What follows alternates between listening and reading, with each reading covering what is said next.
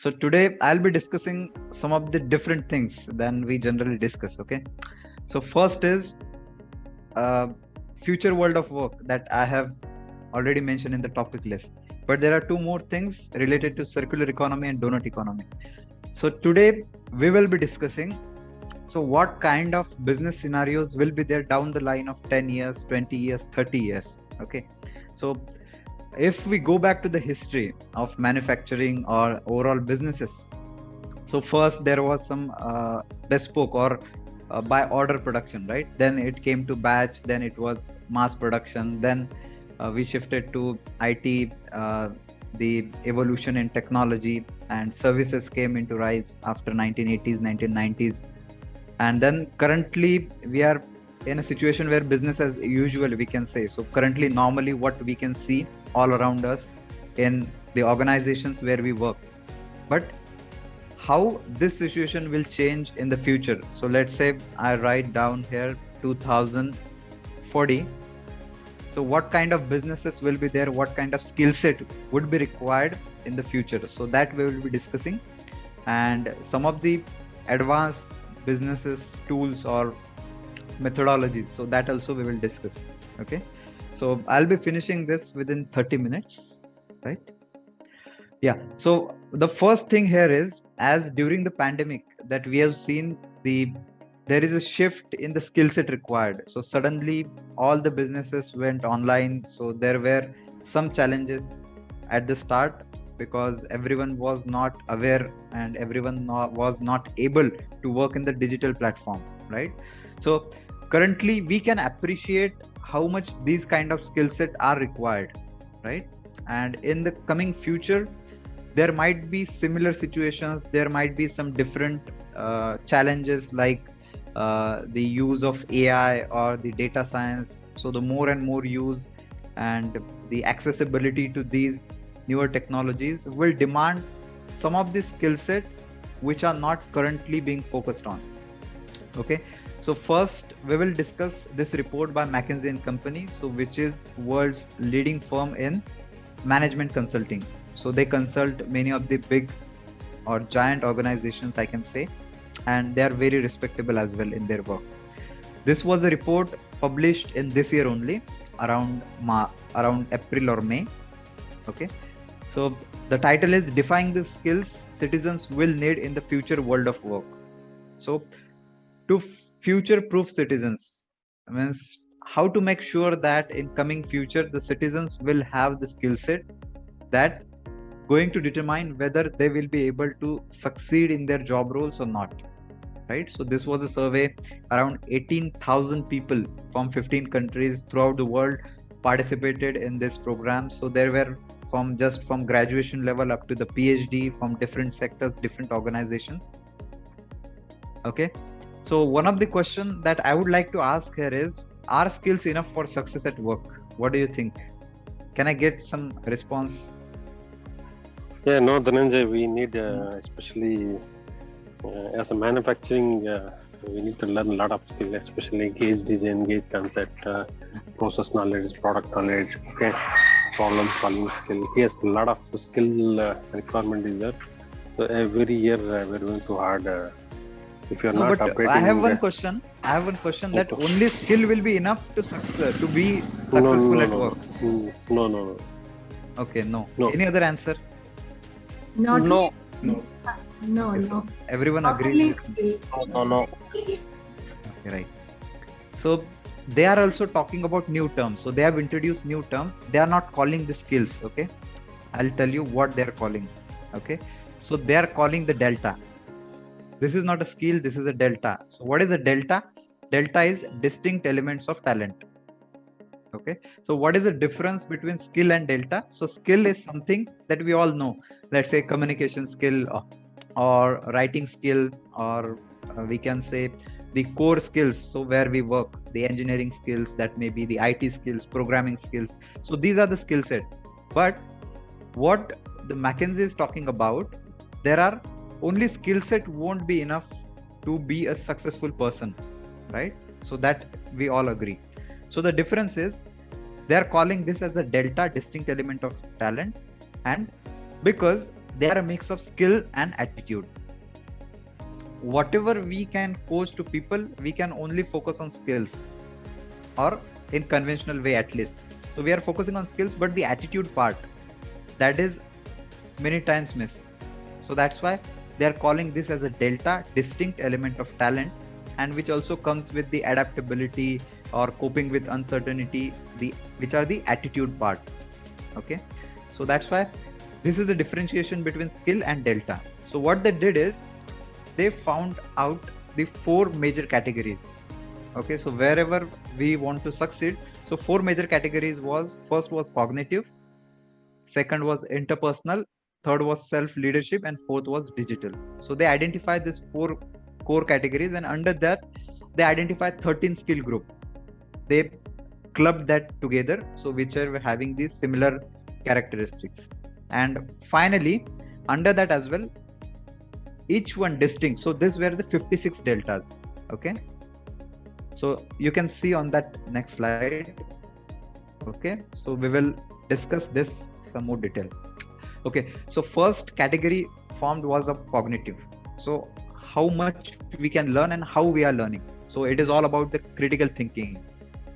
So whether we are having structured problem solving or not, logical reasoning, understanding the biases, seeking the relevant information, seeking the proper understanding of the situations. So that comes under the cognition, right? The other parts were the planning the way of work, right? So whatever, let's say suppose some task is given to us, so how we plan that, how we manage the time, how we understand the different things, different aspect of that work. So that comes under this planning and ways of working. Then communication and mental flexibility. So these are also clubbed into the cognitive, in which it all comes about the proper communication, let's say. So how you are understanding and how you are making sure that your teammates also understand, right? So synthesizing message, active listening, storytelling. So this all comes under communication. And the mental flexibility, under cognition, it comes the creativity, imagination, translating knowledge to different contexts, right? The application of knowledge, application of information that we know, then adopting different perspective, adaptability, and ability to learn. So these are all comes under the cognitive. So what they are doing here is, there are 2 things. So first, what they did is they identified what is the current level of all these deltas in the managers or the leaders in current time. Okay, and second thing, what among these deltas or skills we can call, which will be required in future. Okay, so these 2 outcomes we can expect from this report. Okay, so first was about cognitive. Second, if we see, that is about interpersonal. So how we interact with the people, how we interact with our teammates, right? So mobilizing system. So that is not only a technical part. Whenever we have to mobilize system, we have to mobilize people. So we have to have the win-win negotiations. We have to have the third alternative, I would say. So seeking a solution, bringing together the people, right? Crafting and inspiring vision. So these all comes under mobilizing systems. Second is developing relationships. So when we are working here, so it's not only about short term. So if we are working for long term, then empathy, inspiring trust, humility, sociability. So these all are absolutely essential, without which we cannot go long term. Third, you can see here teamwork effectiveness. So fostering inclusiveness. So everyone from our team are putting their inputs, right? So we should include everyone. So whether that is present in the people or not, motivating different personalities. One medicine won't fit for all, right? So there are different kind of personalities. Oftentimes there is one source, they categorize personalities into 16 different types. The free service is also available online. So how to work, how to deal with the different people, resolving conflict, collaboration, coaching, empowering, this all comes under interpersonal. So these all skills are important, and this will be important in coming future. Why? The reason being, currently if you see the artificial intelligence, the data science, or we call it big data, right? So these systems are coming. So as an individual, as a person, how we can contribute in a better way where these technologies cannot put their efforts, or where these technologies won't be useful, right? So that will be a point where we all need to improve, right? Then third is about self leadership, where it all comes about how we manage ourselves, self awareness, self management. So what are our strength, what are weakness, and how we manage the integrity part, how we do our work, what is our motivation, what is the level of self confidence. So that all comes under the self leadership part. Then entrepreneurship, right? So in coming time, it's all about how much risk you can take, how much energy you can put, right? Driving change and innovation. So these all comes under the self leadership. And the next is about goal achievement. So whatever you do, whether you are owning that work and you are working towards until you won't achieve that. So that is all that talks about grit and persistence. So grit means working without bothering about the failure. So whether failure, if you get failure, it's okay, but keep working on that. So that is called as a grit, right? Coping with uncertainty, self-development, achievement orientation. So that all comes under the self-leadership category, we would call. Then fourth is the digital. And as currently we are meeting on this digital platform, the Zoom, right? So it's all comes about the digital literacy now, right? So earlier times it was only about whether a person is literate or illiterate, but now the new term we can say the digital literacy has also come. Though a person is very good literate, he is having all the knowledge, but if that person cannot communicate, cannot work on digitally, then there is an issue in coming time, right? So digital collaboration, digital ethics, digital learning. So this all comes under the essential deltas, distinct elements of talents, which will be important in coming future. Then software use and development. And as a Lean Six Sigma participant or as a process improvement, we all know how much importance is of these softwares. It may be Minitab or SPSS or other softwares, right? So how we are learning these new softwares, how we are learning these new systems, that is also important, right? And understanding digital systems, it may be cyber security, it may be tech translation, smart systems, data literacy. So that all comes under the digital, the fourth category. So if you have any doubt in any of this point, so we can discuss that. So this is 1, 2 and 3, 4, the 4 categories under which 56 deltas, distinct elements of talents are listed. Any comment, any discussion on this, or should we go ahead? You can go ahead. Yeah, I think it's very clear and it's drafted very well manner. So I think it's great. Okay. So now let's see some of the insights from this report. Okay, great. So now if you can see, so this is the current level.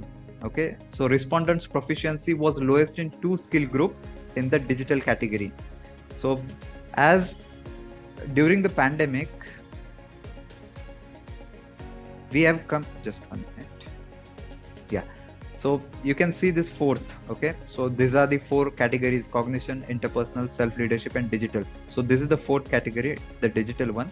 So here you can see software use and development and understanding digital systems. So these were the 2, I would say, skill group where the proficiency was the lowest recorded as per the current time. Okay. So the average score was lowest in this. And if we talk about the cognition, so the communication and planning and ways of working. So this is where there was some relative weakness in all the people, all the respondents who appeared in this survey. So we can also take the benefit from here is we can also check whether we are matching the skill set or whether we are performing well in this.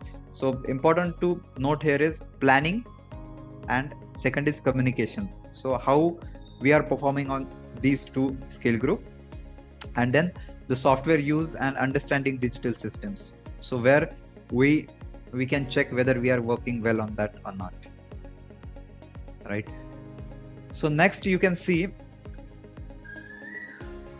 proficiency in certain deltas is not necessarily linked to the education. So what they did is the relationship between the education and some of the delta, so that they talked about the how much correlation is there. So with respect to the education, so higher is the person educated, so higher is the digital literacy, higher is the programming literacy. So whether is a person is masters in, let's say, data analytics or masters in any field, then the digital literacy, programming literacy, so this will be relatively higher for that person. Then data analysis and statistics. So in this way you can see at the bottom you can see the humility, so that is the negative coefficient, and inspiring trust, so that we can remember. So whether we are having the higher education, but we should not have the low or the negative coefficient into this. So inspiring trust, we should be able to build that irrespective of our education, and the humility, which are very important to get a long-term success, right? The next we can see proficiency in certain delta is linked with higher likelihood of employment, and this is the challenge for everyone, right? So we want our deltas, our skill set to link with the employment, right? So increased chance of respondent with higher proficiency in delta being employed. So you can see if the person is having the higher adaptability, so there is a higher likelihood of employment. Coping with uncertainty, synthesizing message, achievement orientation, fostering inclusiveness. So these are the top few deltas you can see, so which will be having the higher correlation with the employment. Okay, so we can focus on these skill sets in coming future time as well. Then the most important point, so how much income we are getting, right? So if we can see which are the deltas which contribute to the high income. So first is work plan development, how well we are organizing this thing.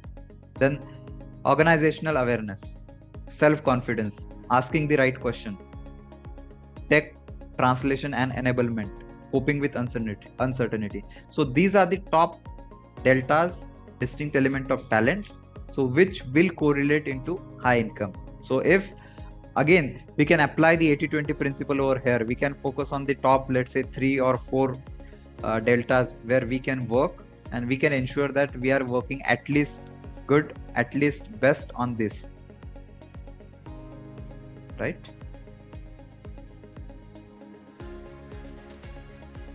Now only employment and only the how much salary we get, so that is not enough, right?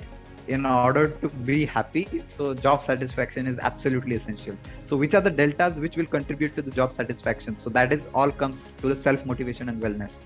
This is the highest contribution. Then coping with uncertainty, self confidence, sociability. So you can see some of the deltas are repeating in many of these parameters. The coping with uncertainty and self confidence, so that was repeat in the previous also. So if we work on this, so coping with uncertainty, self confidence, so this will give us benefit in job satisfaction as well, and in our income as well. So it will reflect in both ways, right? So here is the comparison between these three. Okay, so between the employment, between the income, and the job satisfaction. So what they did is they ranked top 3 deltas in which proficiency predicts better outcome for employment, higher income, and job satisfaction. So they took first 3 deltas in each of these categories. So for employment, if we see which are the deltas are important, first is synthesizing message. That is very important because wherever we are working, we have to synthesize message, right? We have to understand that system. Then coping with uncertainty and adaptability. That is absolutely essential. Then if we go to the higher income, self-confidence is first, work plan development and organizational awareness. And in job satisfaction, it's self-confidence, coping with uncertainty, and self-motivation and wellness. So these are the top 3 deltas. So you can see there is a repetition of few things as self-confidence, comes under this both two, job satisfaction and higher income, right? Then coping with uncertainty. This is here and this is here. Okay. So in this way, we can go through this report. So I would suggest you, this is a very lengthy report, so we have to read, and then we can get many insights from this report. Okay. So these are some of the learnings that I can give in short in these 2 slides. So this complete understanding of what are the skill sets which are going to required in the future. So what currently the different government, different organizations, different private and government organizations, so they are working on this. So first is reform education system, so where they need to improve.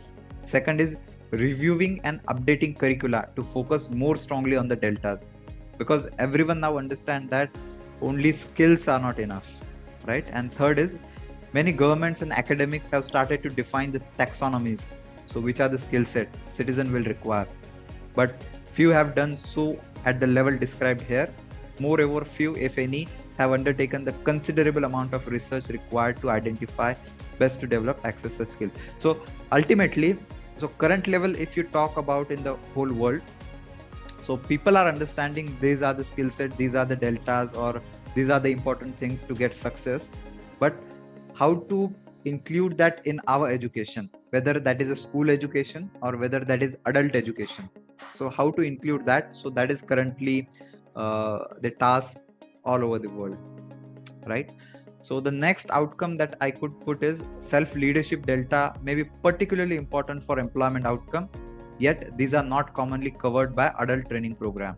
So most of the adult training program don't include the self-leadership part, and which will be going to have the higher impact in coming times. In coming 5 or 10 years, the self-leadership will be having the higher importance, right? So in online scan of adult training program, we found that courses and modules to develop delta within the skill group of goal achievement, self-awareness and self-management were 20 times less common than those to develop communication delta, right? So you can see many of the online courses, many of the adult education, as we are all learning, right? So where the importance to the goal achievement, self-awareness, self-management, leadership, so these are the skill set where we all need to focus. So this is the urgent gap, and the COVID pandemic has highlighted this gap in a more stark way. So where we all need to work, we all need to have self-introspection, so where we need to improve and how we can improve. Okay. So there are good definitions on and calibrations of these skill set, these deltas is given at the end of this complete report. So I'll not go through it right now, but I'll be sharing this report with you. If you're interested, you can go ahead and you can get more insights from that. Okay. So this is what about the personal level, right? So what are the skill set, what is required, and how we can improve that. The second part I'll come to is how businesses are changing. So first part we have seen about how the opportunities of learning, how the deltas or skills requirement is changing. Second is how industry or economy itself is changing. So currently, business as usual, that talks about the linear economy. Okay. So this is the current way of working, and the new is circular economy. All over the world, this is the new concept where every organization, every governmental body is working.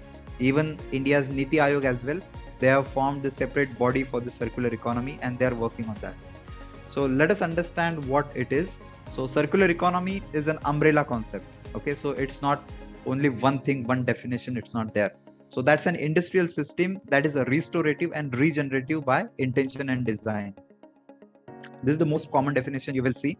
So where currently we take, we make, and we waste. So generally, this is the as usual business scenario. But in the circular economy, we are talking about the going completely in the circle. So no wastage is there in the system. So circular economy is not a goal in itself, we can say.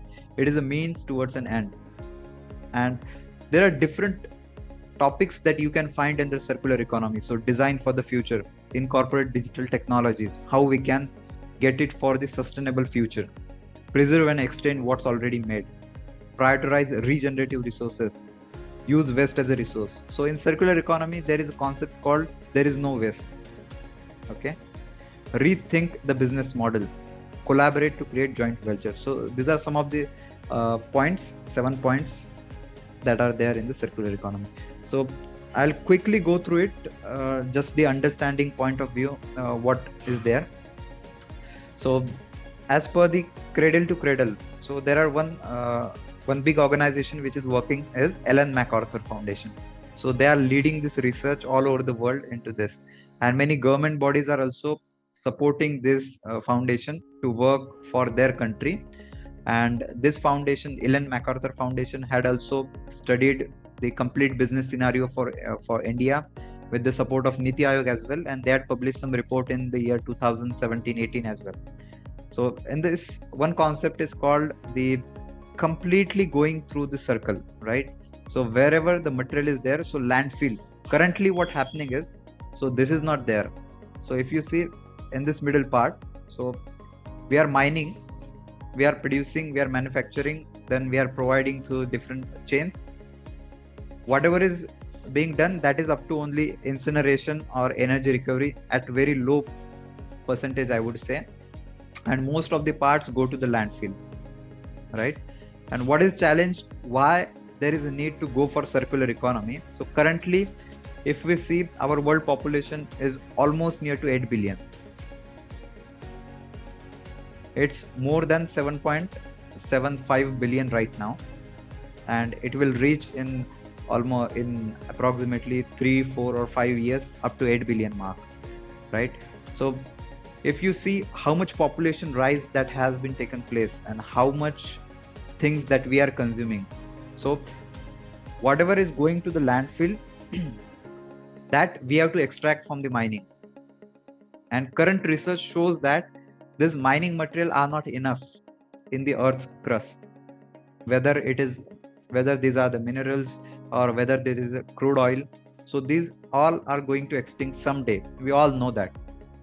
But the businesses as currently working, how to extend these all services, these support to the people, that is the real question, right?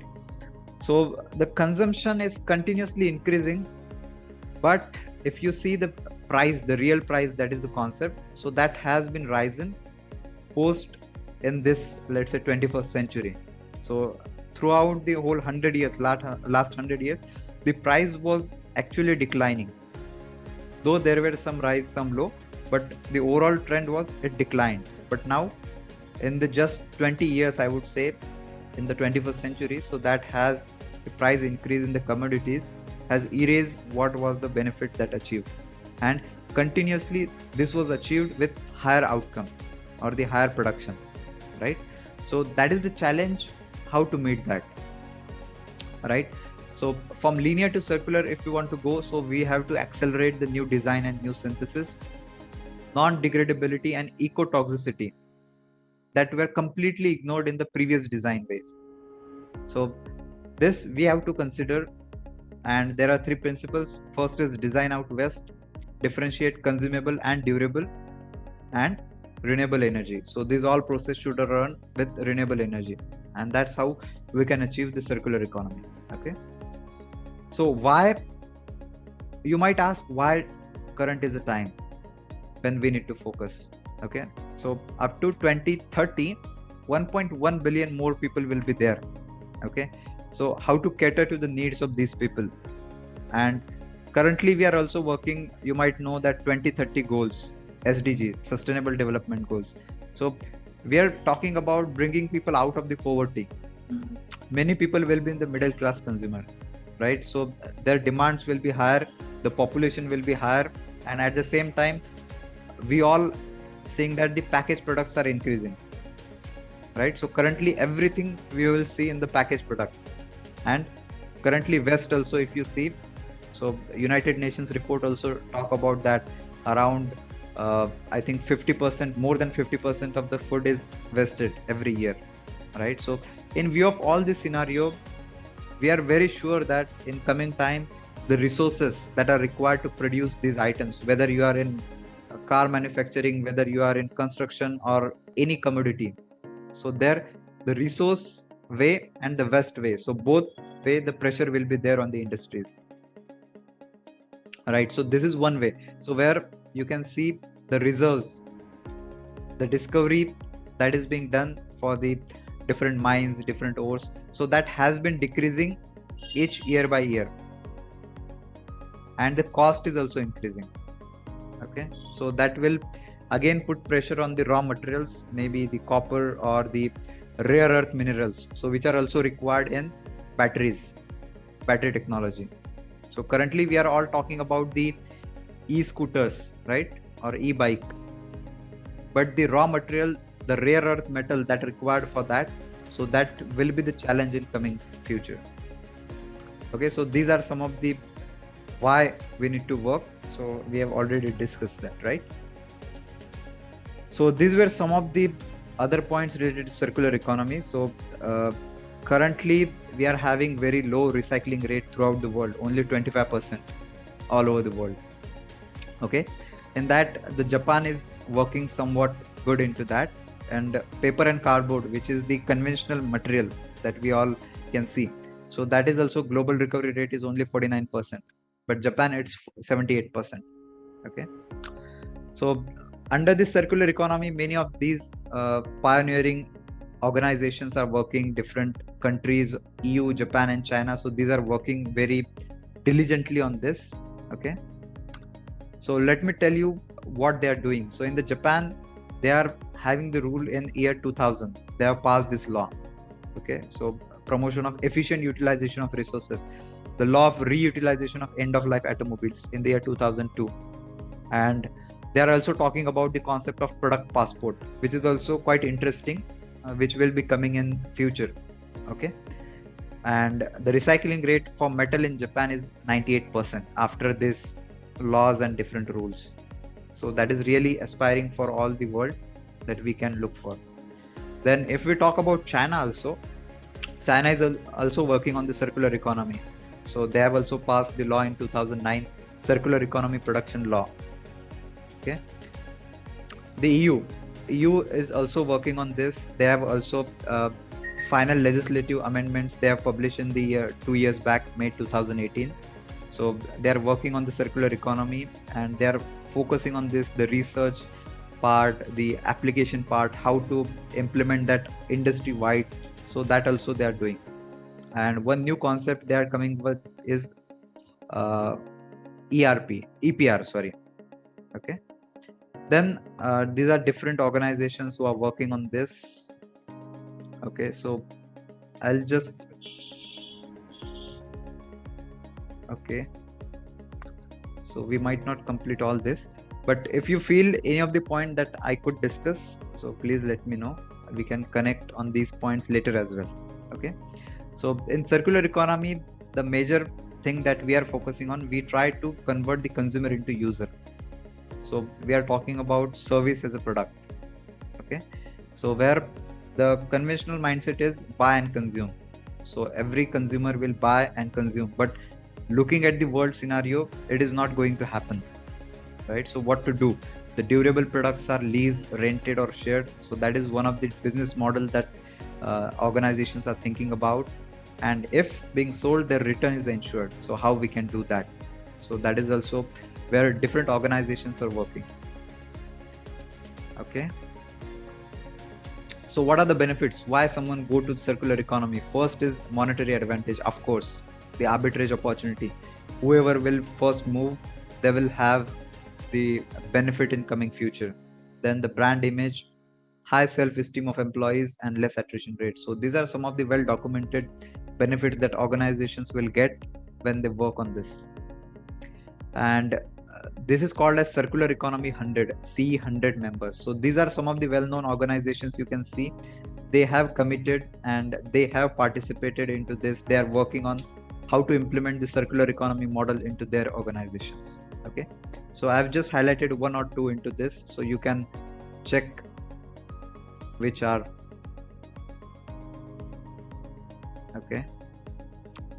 Microsoft is there, P&G is there, SAP is there. So these are some of the well-known. Schneider is there. Okay. So this is what the organizations are thinking about how to work. Okay. Yes. So ultimately, we should remember this quote that people should not worship technology, and currently that is the problem we have. Worship the purpose for which the technology is developed and used, right? So that all we need to focus. Yes.